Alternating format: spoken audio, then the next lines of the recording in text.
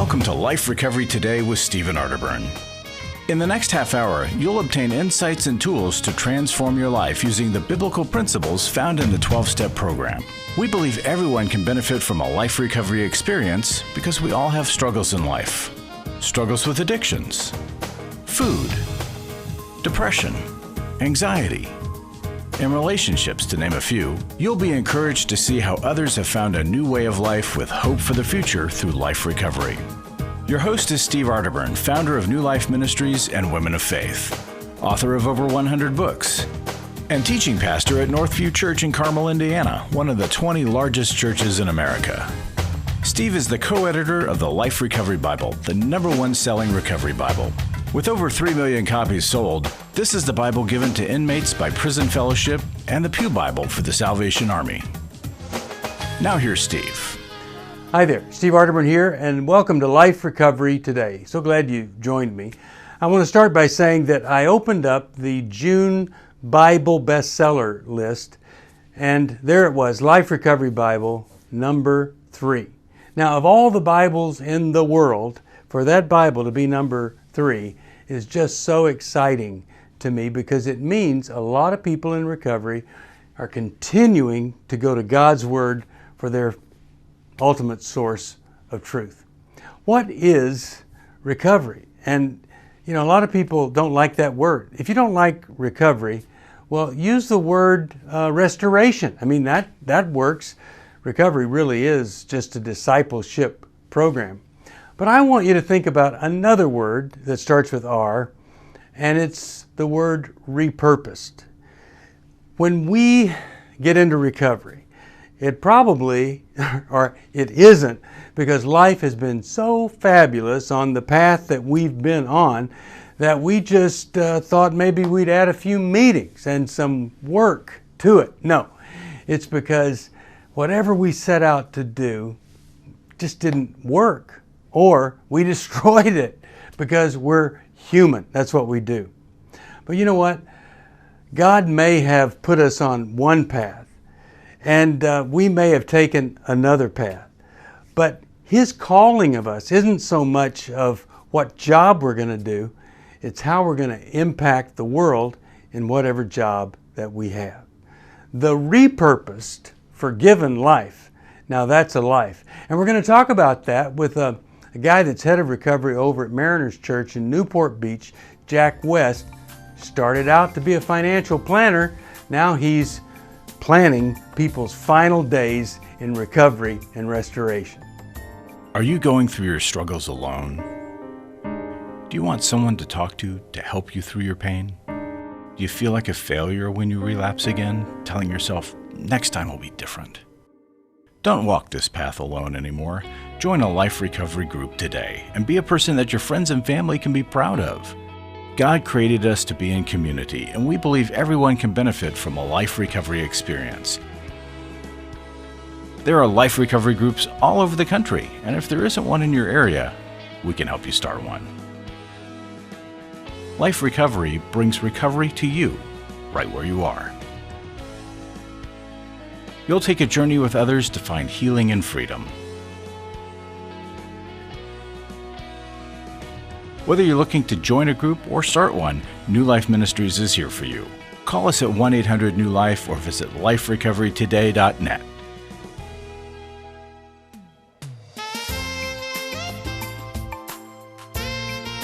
Welcome back to Life Recovery Today.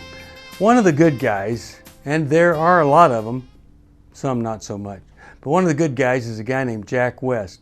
We've always felt so close to Jack and what he does at Mariners Church. New Life started just about, I'd say, 6 or 7 miles from Mariners Church in Southern California. And what an amazing church it is. And to get on staff there, well, I mean, it's kind of what a lot of Bible college students and others would just dream of doing. So you got to really have your act together. So I'm happy to introduce to you the recovery pastor there and much more, Jack West. Jack, thanks for joining me on Life Recovery Today. Well, Steve, it's good to be here with you today. You know Life Recovery, you know the Life Recovery Bible, and you guys, well, I mean, you're really doing great, great work over there. You've got a wonderful wife. I think you guys have been married about 10 years, 3 kids. They're all under the age of 8. God bless you for that. And but tell us about your life. How did you, when you got out of college, where were you headed? What did you think you were going to do? When I got out of college, did you say college? What? Yeah, or Asbury Seminary or anything, whatever you did. Well, the seminary story is 10 years after I graduated from undergraduate. Okay. So there is this story here of me kind of backing into the calling I now find myself in, and that's a recovery pastor. So as you said, my story goes through the road of recovery.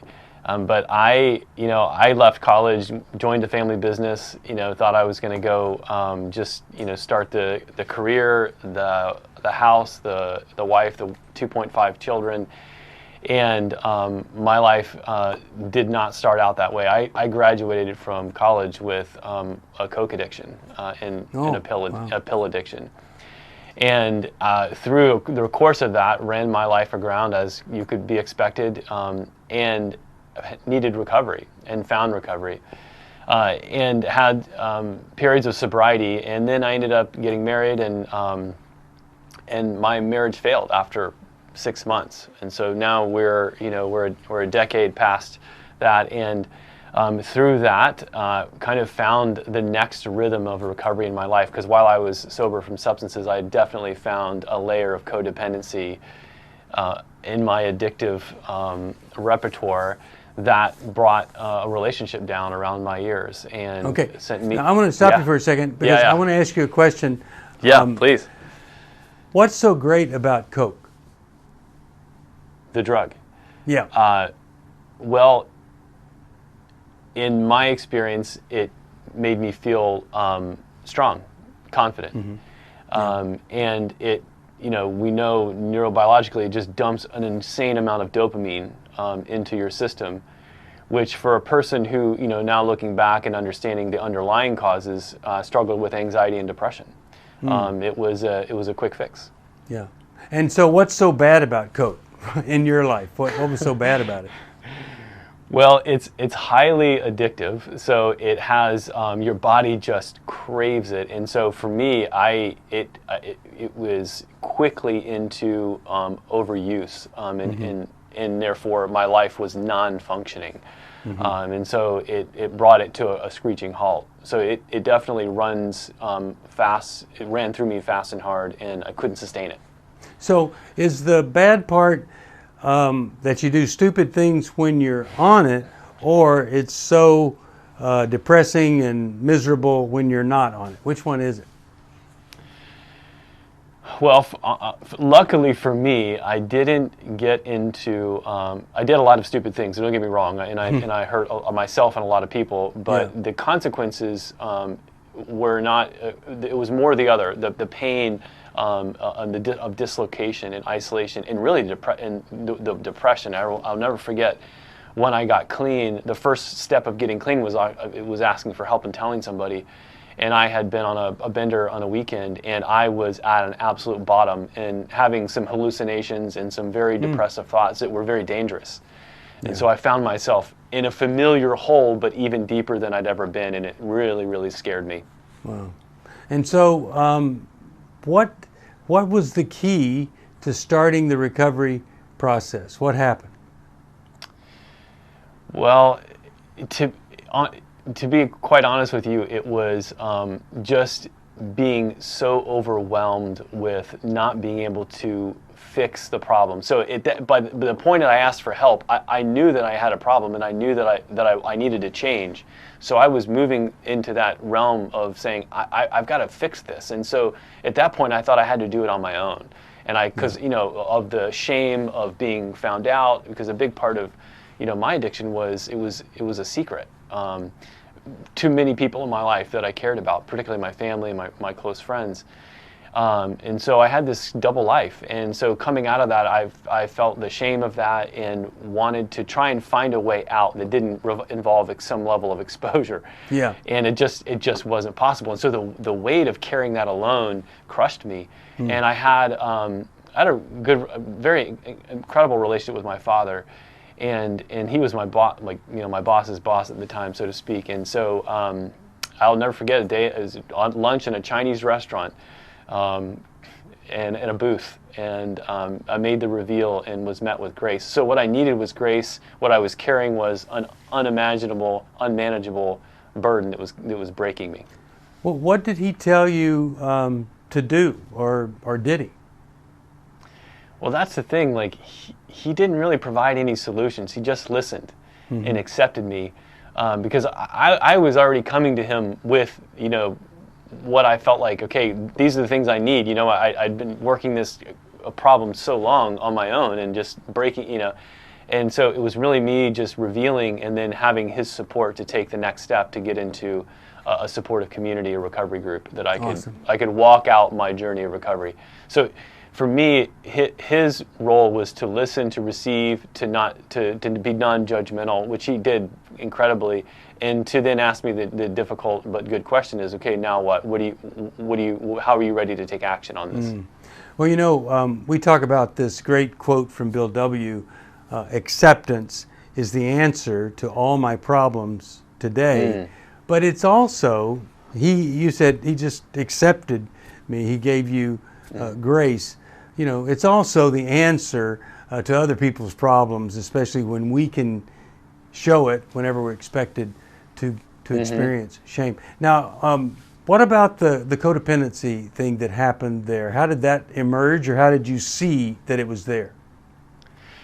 Well, in the rooms, there is a saying that, every substance abuse addict is a codependent, but not every codependent is a substance abuse addict. So I kind of had this notion that there was some of that running underneath my substance abuse, addiction. So, but I didn't really own, I didn't really own that until I got into a relationship where I could clearly see that I was stuck in a control pattern of trying to manage the uncomfortability of my insides in a relationship with somebody else by control and manipulation. Well, let me stop you there. I got to go to a break. I want to hear more about that. But I went to some of the great meetings in Laguna Beach where many of the founders of AA, First People in Recovery, went, and I watched some of these guys that had the most recovery ever go from attending just the big addiction meeting to ending up, and I would go to them, to Al-Anon meetings with them because they wanted a deeper, richer kind of recovery. It does go hand in hand. We're going to take a break. We'll come right back with more of Jack West. If you need a recovery Bible, 1-800-NEW-LIFE, or you want to find out how to get in the Life Recovery Group, you call that number. We'll be back after this. It's hard to find a trusted friend when you're in crisis, someone who's been there and understands, but who also has the training and skill to give you practical help. Family, friends, and churches want to help, but often they're not equipped to care for those dealing with problems like addiction and pornography, infidelity, anger, depression. New Life Ministries is here to provide help and hope in life's hardest places. We're not focused on making people feel better. We're focused on helping people do the work that will help them be better. At New Life, we have resources available to help you, like books, DVDs, CDs, workshops, and our network of licensed counselors.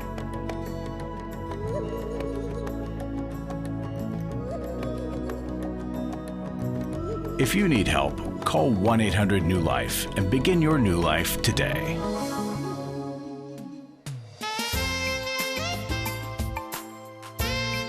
Thanks for coming back to Life Recovery Today. By the way, we started Life Recovery, Dave Stoop and myself, Dr. Stoop. He died on March the 10th.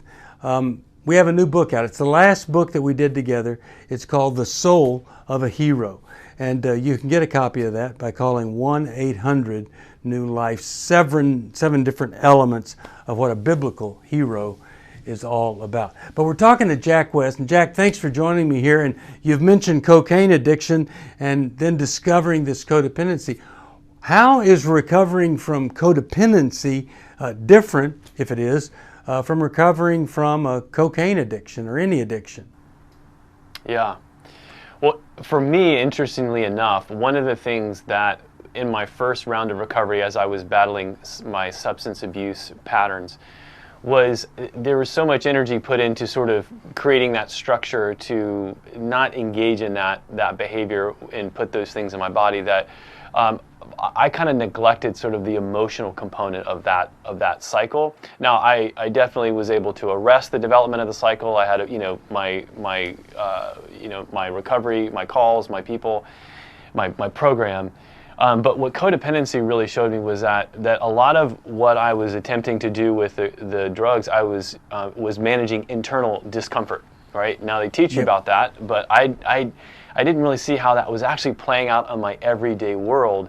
So for me, the substance abuse was really a medicator for this dis-ease, that not being able to connect in relationship, and then not being able to connect in relationship was squarely within this pattern of trying to then kind of control everyone around me in different ways. Some subtle, some overt. Some even where it looks like I'm the one that's being sort of self-deprecating or managed. But the idea is, I realized that a lot of my emotional turmoil I was trying to sort of manage in relationship, and of course, I've always been in relationships. I've had so that's just been a feature of my life, and then realizing that recovery from that is much more difficult because I now have to really pay closely attention to emotional regulation. And then, of course, the complexity of bringing that out in healthy ways in relationship.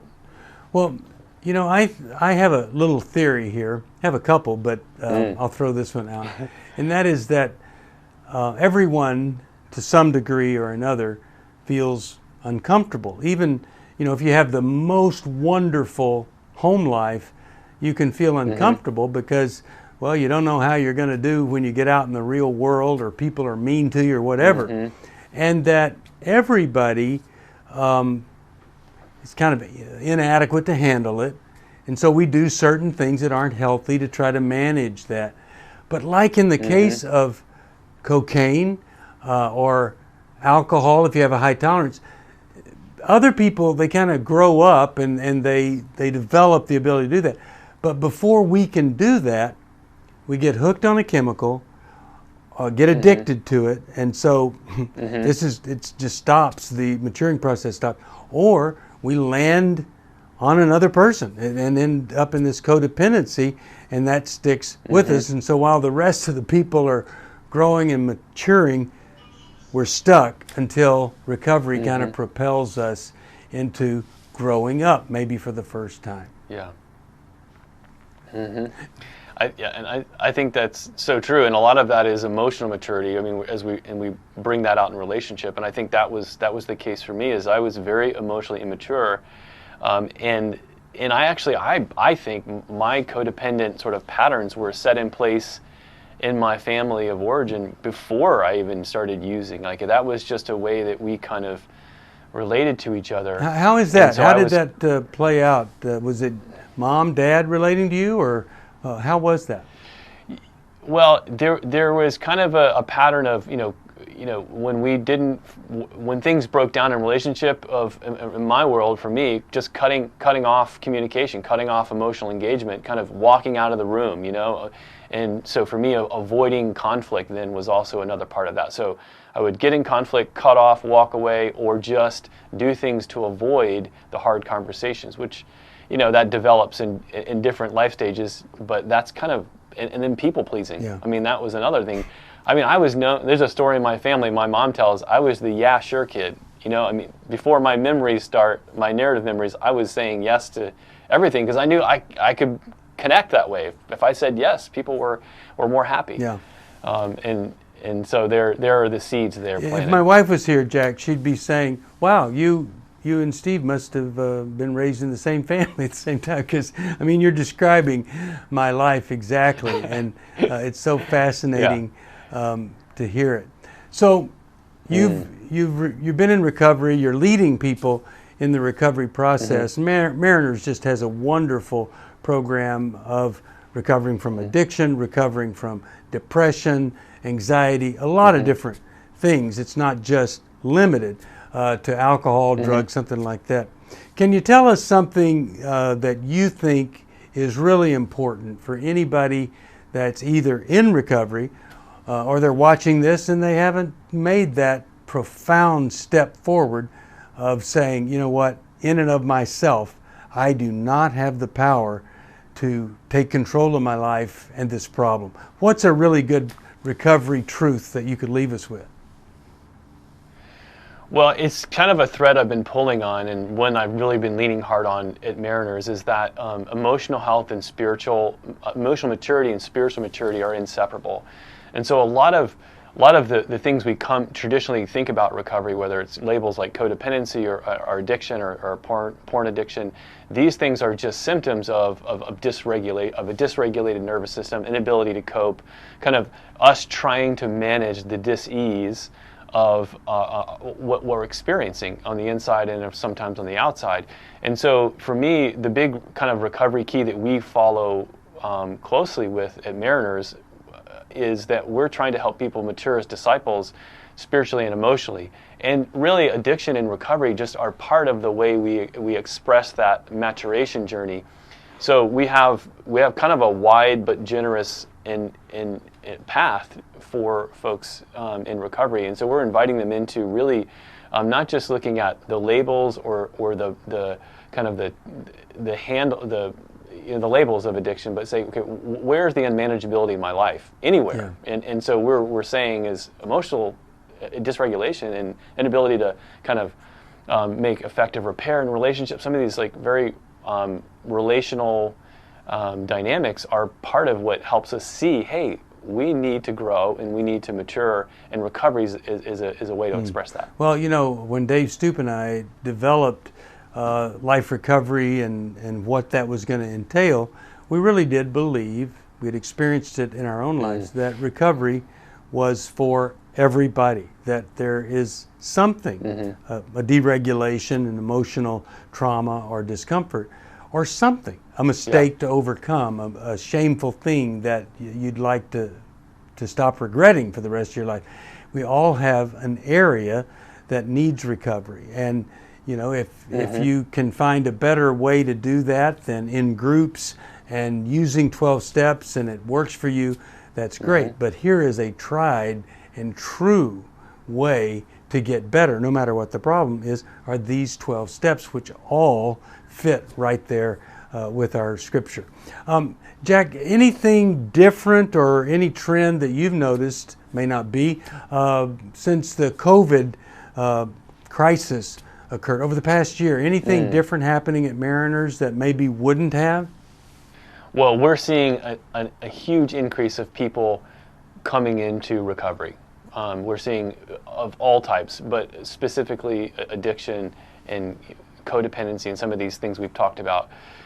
The pandemic just sort of was a great reveal, and it just pulled away a lot of the structures and sort of ways that we've kind of, you know, we can mediate between what's really going on in our lives, and so it kind of revealed the unmanageability of our lives, and it's been beautiful, and you know, it's beautiful in a kind of a, you know, bittersweet way. It's beautiful that people are becoming aware, and then they're finding help. Yeah, I think that's true, and that's what we find at New Life. So many people wanting help, and maybe they needed to stay home for a while and sit there and then finally realize, I really do need to get a little bit of assistance here. One final thing. If somebody needs recovery, but they've absolutely convinced themselves, hey, I can do this on my own. I've got it. This time is going to be different. What do you say to that person to help them get over that denial? Yeah, the thing that I would say is that you belong, and that there is a place where you can connect with people, that this thing that you want to do on your own doesn't have to be done on your own, and that there is a place where you will be accepted and received as you are, and that's the only foundation I've found that works for a long-term recovery. Amen. Is that sense of I belong somewhere. Well, Jack, I really appreciate you as a person. I appreciate how kind you've been to us at New Life and with Life Recovery.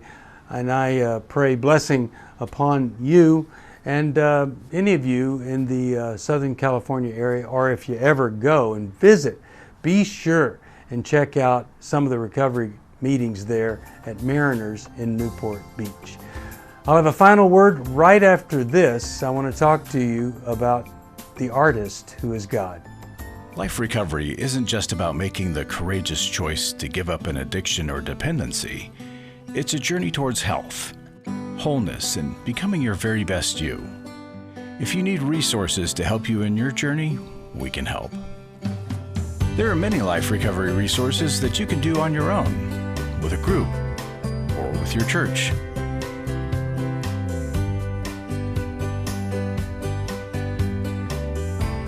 We have Bibles, workbooks, and devotionals that you can use to work your recovery right where you are. That's the beauty of life recovery.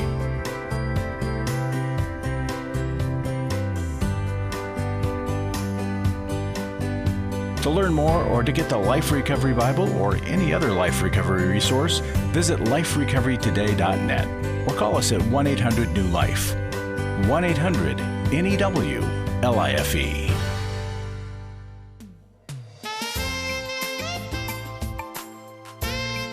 Welcome back to Life Recovery Today. Steve Arterburn here. Really appreciate Jack West being on the program. I love what little kids say and how they get confused. Amelia, when she was growing up, she didn't say confused, she said be fused, and I thought that was darling. One little boy said that he knew that Jesus had flown in an airplane and that Pontius was his pilot. But the one I love most is a little girl who was praying the Lord's Prayer, and she said, Our Father who does art in heaven. Now, I got to tell you, that really is true to fact and form of who God is. He is an artist. And what a canvas here on this little beautiful marble in the midst of a very big and dark universe.